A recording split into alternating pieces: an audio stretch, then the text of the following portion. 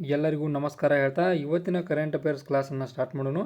ಮೊದಲನೆಯ ಪ್ರಶ್ನೆ, ಭಾರತದ ಮೊದಲ ಸೌರಶಕ್ತಿ ಚಾಲಿತ ATM ವ್ಯಾನನ್ನು ಯಾರು ಪ್ರಾರಂಭಿಸಿದರು?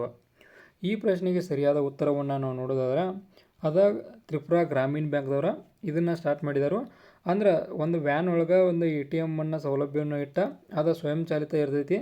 ಈ ರೀತಿಯಾದ ಒಂದು ಸ್ಪೆಷಾಲಿಟಿಯನ್ನು ತ್ರಿಪುರಾ ಒಂದು ಗ್ರಾಮೀಣ ಬ್ಯಾಂಕ್ದವರ ಅಂದ್ರೆ ತ್ರಿಪುರಾ ಗೋರ್ಮೆಂಟ್ದವರ ಈ ಒಂದು ಸ್ಕೀಮನ್ನು ರೆಡಿ ಮಾಡಿದಾರು.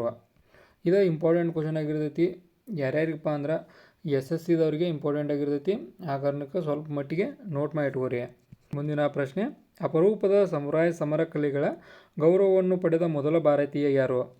ಈ ಪ್ರಶ್ನೆಗೆ ಸರಿಯಾದ ಉತ್ತರ ಒಂದು ಪವನ್ ಕಲ್ಯಾಣ್ ಅವರ ಈ ಒಂದು ಪ್ರಶ್ನೆಗೆ ಸರಿಯಾದ ಉತ್ತರ ಆಗೈತಿ. ಇವ್ರದ್ದು ಕೂಡ ಇಂಪಾರ್ಟೆಂಟ್ ಆಗಿರ್ತೈತಿ. ಯಾವ ಕಾರಣಕ್ಕಂದ್ರೆ ಒಂದು ಇಂಡಸ್ಟ್ರಿ ಒಂದು ರಿಲೇಟೆಡ್ ಕ್ವಶನ್ ಆದ ಕಾರಣಕ್ಕೆ ಒಂದರ ಕ್ವಶನ್ ಬರೋ ಚಾನ್ಸ್ ಇರ್ತೈತಿ. ಆ ಕಾರಣಕ್ಕೆ ಇದು ಕೂಡ ಸ್ವಲ್ಪ ಮಟ್ಟಿಗೆ ಇಂಪಾರ್ಟೆಂಟ್ ಆಕೈತಿ. ಆನಂತರ ಮುಂದಿನ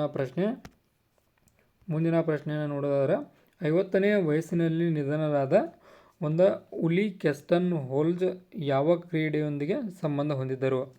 ಇವರ ಸ್ನೋ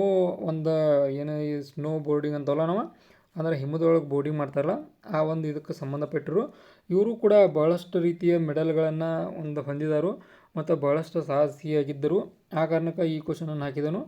ಇಂಪಾರ್ಟೆಂಟ್ ಆಗೈತಿ ಒಂದು RRBದವ್ರಿಗೆ, ಅಂದರೆ ಹೊರಗಿನ ನಾಲೆಜ್ ಇರಬೇಕಾಗಿರ್ತೈತಿ. ಆ ಕಾರಣಕ್ಕೆ ಇದು ಸ್ವಲ್ಪ ಮಟ್ಟಿಗೆ ಇಂಪಾರ್ಟೆಂಟ್ ಆಗೈತಿ. ಆನಂತರ ಮುಂದಿನ ಪ್ರಶ್ನೆ ಕಡೆ ಹೋಗೋಣ. ಮುಂದಿನ ಪ್ರಶ್ನೆ, ಬಮೋನ್ವಾಸ್ ಕಂಕರ್ ಯಾವ ರಾಜ್ಯದ ಮೊದಲ ಸಾವಯವ ಪಂಚಾಯಿತಿಯಾಗಿ ಹೊರಹೊಮ್ಮಿದೆ? ಪ್ರಶ್ನೆಗೆ ಸರಿಯಾದ ಉತ್ತರ ಒಂದು ರಾಜಸ್ಥಾನ. ಈ ರಾಜಸ್ಥಾನದೊಳಗೆ ಇರುವಂಥ ಈ ಪಂಚಾಯಿತಿ ಒಂದು ಸಾವಯವ ಪಂಚಾಯಿತಿಯಾಗಿ ಹೊರಹೊಮ್ಮೈತಿ. ಇಂಪಾರ್ಟೆಂಟ್ ಆಗಿರ್ತೈತಿ. ಈ ಕ್ವಶನ್ ಇಂಪಾರ್ಟೆಂಟ್ ಐತಿ, ನೋಟ್ ಮಾಡಿ ಇಟ್ಕೋರಿ. ಮುಂದಿನ ಪ್ರಶ್ನೆ ಕಡೆ ಹೋಗೋದಾದ್ರೆ ಭಾರತದ ಮೊದಲ ದೀರ್ಘಕಾಲದ ಮೂತ್ರಪಿಂಡ ರೋಗ ನೋಂದಣಿಯನ್ನು ಯಾವ ರಾಜ್ಯ ಪ್ರಾರಂಭಿಸಿದೆ? ಒಂದು ಮೂತ್ರಪಿಂಡ ರೋಗನ ಇದನ್ನು ಮಾಡಿಡೋದು ಯಾವ ರಾಜ್ಯ ಆರಂಭಿಸಿದೆ ಅಂದ್ರೆ ಅದು ಒಡಿಸ್ಸಾದವರು ಇದನ್ನು ಆರಂಭಿಸಿದರು. ಇದು ಕೂಡ ಸ್ವಲ್ಪ ಮಟ್ಟಿಗೆ ಇಂಪಾರ್ಟೆಂಟ್ ಆಕೈತಿ. ಓಕೆ, ಮುಂದಿನ ಪ್ರಶ್ನೆ ಕಡೆ ಹೋಗೋಣ. ಮುಂದಿನ ಪ್ರಶ್ನೆ, ಒಂದು ಹೆನ್ಲಿ ಪಾಸ್ಪೋರ್ಟ್ ಸೂಚ್ಯಂಕ 2026ರಲ್ಲಿ ಭಾರತಕ್ಕೆ ಯಾವ ಶ್ರೇಣಿಯನ್ನು ನೀಡಲಾಗಿದೆ? ಸರಿಯಾದ ಉತ್ತರ ಒಂದು B, 80ನೇ ಇದಕ್ಕೆ ಭಾರತ ಇದು 80ನೇ ಪಟ್ಟಿ ಒಳಗೆ 80ನೇ ಸ್ಥಾನದೊಳಗೈತಿ. ಆನಂತರ ಮುಂದಿನ ಪ್ರಶ್ನೆ ಕಡೆ ಹೋಗೋಣ. ಈಗ ಮಕರ ವಿಳಕ್ಕು ಹಬ್ಬವನ್ನು ಈ ಕೆಳಗಿನ ಯಾವ ರಾಜ್ಯದಲ್ಲಿ ಆಚರಿಸಲಾಗುತ್ತದೆ ಅಂತೈತಿ ಅಥವಾ ಆಚರಿಸಲಾಯಿತು ಅಂತೈತಿ? ಈ ಪ್ರಶ್ನೆಗೆ ಸರಿಯಾದ ಉತ್ತರ ಅದ ಕೇರಳ ಒಳಗೆ. ಇದನ್ನು ನಾನು ಫಸ್ಟ್ ಟೈಮ್ ಕೇಳಿದ್ನಿ. ಈ ಹಬ್ಬವನ್ನು ಎಷ್ಟು ಜನ ಮೊದಲು ಕೇಳಿದ್ರಿ ಅಥವಾ ಪ್ರೀವಿಯಸ್ ಆಗಿ ಎಷ್ಟು ಜನ ತಿಳ್ಕೊಂಡಿರಿ ಈ ಹಬ್ಬದ ಬಗ್ಗೆ ಅಂತೇಳಿ ಕೆಳಗಡೆ ಕಮೆಂಟ್ ಮಾಡಿರಿ. ಇದು ಇಂಪಾರ್ಟೆಂಟ್ ಆಗೈತಿ. ಈ ಹಬ್ಬ ಹೊಸದಿದ್ದ ಕಾರಣಕ್ಕೆ ಇಂಪಾರ್ಟೆಂಟ್ ಆಗೋ ಚಾನ್ಸ ಭಾಳ ಐತಿ. ಓಕೆ, ಮುಂದಿನ ಪ್ರಶ್ನೆ ಕಡೆ ಈಗ ನಾವು ಹೋಗೋಣ.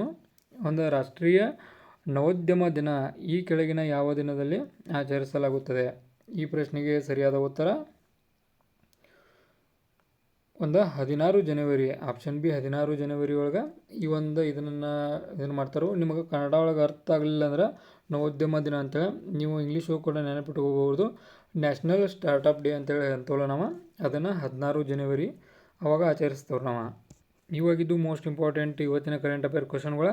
ಇದೇ ಥರ ನಿಮಗೆ ಇನ್ಫಾರ್ಮೇಟಿವ್ ವಿಡಿಯೋಗಳು ಬೇಕಾದ್ರೆ ಚಾನಲ್ ಸಬ್ಸ್ಕ್ರೈಬ್ ಮಾಡ್ಕೊರಿ. ವಿಡಿಯೋ ಇನ್ಫಾರ್ಮೇಟಿವ್ ಲೈಕ್ ಕೊಟ್ಟು ಸಪೋರ್ಟ್ ಮಾಡೋದನ್ನು ಮರಿಬೇಡ್ರಿ.